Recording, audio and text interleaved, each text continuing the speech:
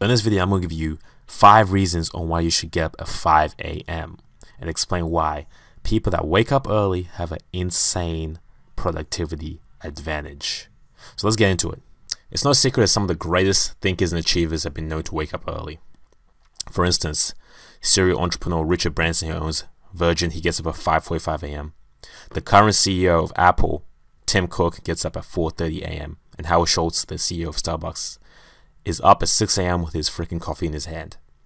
So what's the cause behind this madness? Why is it that so many people are getting up early? Well, there's a number of reasons, right? I'm sure you've heard the adage or maxim, the early bird gets the worm.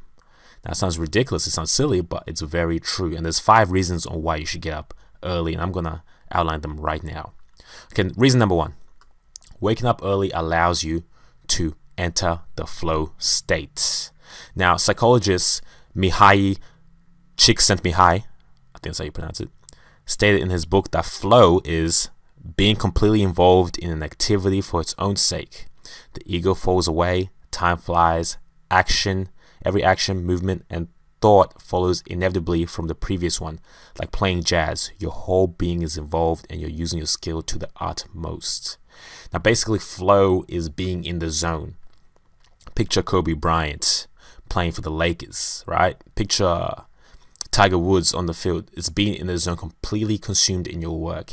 And waking up early, because of the nature of the environment, usually people aren't up at that time, you are able to really go deep into your work. You're able to do that deep work that Cal Newport talks about, to do that concentrated effort where you can really make some progress. Because what people fail to understand is multitasking doesn't exist, right? Multitasking is not a real thing. When your brain tries to multitask, you're switching between 2 things. So you need dedicated time where you can focus on one thing and just kill that thing. Alright, so the second reason on why you should get up early in the morning is because it removes ego depletion. Now, ego depletion is a term coined by some scientists. It refers to the tendency for our willpower to be in finite amounts, right? So think of your willpower kind of like a battery. And as you go out throughout your day, exerting your willpower, the battery goes down, of course. Now, things that exert your willpower are filtering distractions, resisting temptations, suppressing emotions, restraining aggression, trying to impress others, implementing new behaviors, and doing things we don't like. All these things decrease our willpower. Think of it. Have you ever had a day where you're irritated at work? Everything was going wrong. And then you get home and you find out that it's a lot easier for you to be triggered, or a lot easier for you to let out on someone. It's because your willpower is low. It's harder for you to resist the urge just to get angry. Or if you've had a day where you did a lot of labor-intensive work for a couple of hours and you get home, the only thing you want to do is kick back and watch TV. You don't really necessarily want to do anything that involves willpower exertion. It's not because of the physical tiredness that you have. It's also the mental fatigue that you've suffered throughout the day. So if you can do your most intensive or your most important task in the morning while your willpower reserves are high, you are on the way to instant productivity. You have to eat the frog, as Brian Tracy likes to say. The third reason I would like to advise that you get your ass up in the morning is because it allows you time to have a morning ritual. Now, morning ritual is your own personal ritual. A set of activities that you're going to do every single day. For example, it could be meditating for 20 minutes, exercising, eating a healthy breakfast, and then beginning work on your most important task. That's a pretty solid morning ritual right there. The thing is, morning rituals, the activities we do in them become habits, right? And our habits shape us. Once our habits become factors of our subconscious mind, once we no longer have to think about them, they're on autopilot and they shape us. It might seem small at the time, but small incremental changes in our lives, small incremental gains create a huge difference in the long term. I had a tap that was leaking, right? And I didn't think it was anything, but at the end of the month when the water bill came down, I was like, what the fuck? For example, if a plane is flying from Los Angeles, it's going to New York City, it's 1% off course. That plane ain't going to land in New York City. It's going somewhere else, okay? So small changes make big differences. And the people of the morning rituals are dictating their lives. They're choosing the activities they want to do. They're looking at the trajectory they want to get at, and they're going that way.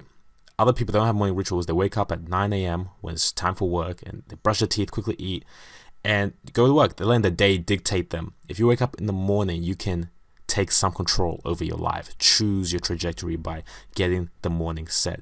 You might have to go to work. You might have to do other things throughout the day, but the morning is yours. It's sacred. Reason number 4, perhaps one of the most important reasons, is that it gives you time to sit and think and plan. To sit down with your thoughts, to see if you are on the right trajectory to hit your goals, to reflect on your past, to reflect on your values, your ethics, your personal metrics, to be honest with yourself. Are you going where you want to go? Now, David Dyer said in his book, The Way of the Superior Man, go find a quiet place where you can be alone and just think. He advises that every man, and every woman too, I suppose, has to find some time throughout the year where they can take the week off and just think, reflect, and see. Now, you don't have to take a week off. You do this every morning if you wake up early. Because you have to understand that if you are not careful, your life purpose can be shaped by everyone else. If you're not careful, your life will fly by you without you ever accomplishing anything you wanted. I remember Bronnie Ware, in the top 5 regrets of dying, said that one of the biggest regrets was people saying, I wish I had the courage to live life true to myself and not the life others expect of me. If you have time every morning to sit down with your thoughts and plan, you wouldn't live with these regrets. You'd be more calculating, more conscious, more aware of where your life is headed. You know when you're making mistakes. It's only when we don't have time to sit down and think and plan, when we are letting the day drag us left, right, and center, that we end up being somewhere where we never intended to be a couple years from now. So that's probably the most important reason to wake up in the morning, so that you can have that alone time when it's quiet, to be there with your thoughts. Okay, the last reason on why you should wake up at 5 a.m. is a bit of a selfish one. It's because of the intrinsic motivation you get from it.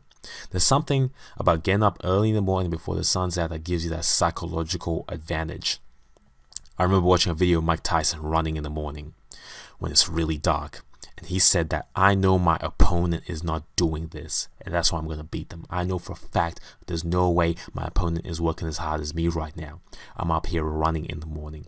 It's the same thing as a Navy SEAL. A Navy SEAL knows he's a badass because of what he's endured, because of what he's experienced. Hell Week, running 40 Ks and doing all kinds of crazy shit. Same thing with you. When you wake up at 5 a.m. every morning, it gives you a crazy psychological advantage. You know you're a badass when you do it. You know that you're a badass when you accomplish more in your first 3 hours than what people do in their whole days. So to conclude, I only have one question for you. What time are you going to get up tomorrow morning?